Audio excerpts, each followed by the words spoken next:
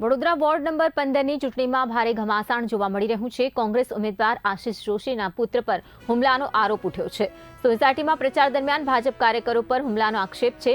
રવિ ત્રિવેદી, પિંકલ માછી અને ભાવિન વ્યાસ સામે આરોપ લગાવાયો છે। આશિષ જોશીએ પાણીગેટ પોલીસ સ્ટેશનમાં ફરિયાદ નોંધાવી છે। આ માટે અરજી આપી છે। ચૂંટણીનો માહોલ બગડવાનો આરોપ કાર્યકરો સામે સામસામે આવવાની પણ શક્યતાઓ છે।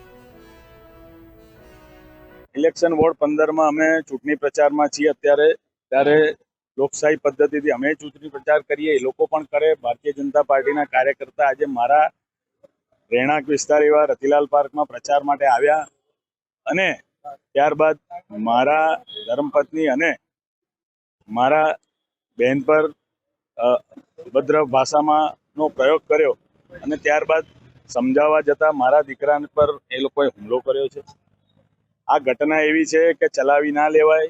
आ छेल्ला 3-4 दिवसथी वोर्ड 15 ની અંદર आ रवि त्रिवेदी होय, पिंकल माछी के भाविन व्यास आ लोको आ वोर्ड विस्तारनुं वातावरण बगाड़वा अने जे हार भाकी गई है भारतीय जनता पार्टी एटले फ्रस्ट्रेशन में आवीने आ प्रकारनुं कृत्य कर्युं छे। मारा दीकराने आंगળી पर ईजा थई छे अने एना भागरूपे आज अमे न्याय माटे पाणीगेट पोलीस स्टेशन आव्या छे के आ हुमलाने तमे जे रीते तमे सत्ताधारी पक्ष जे रीते हार भागी गया छो, अमे भले कांग्रेस पार्टी मांथी उभा छे तो एनो मतलब एवो नथी के अमने के अमारा परिवारने चूंटणीमां भाग लेवानो के प्रचार करवानो अधिकार नथी।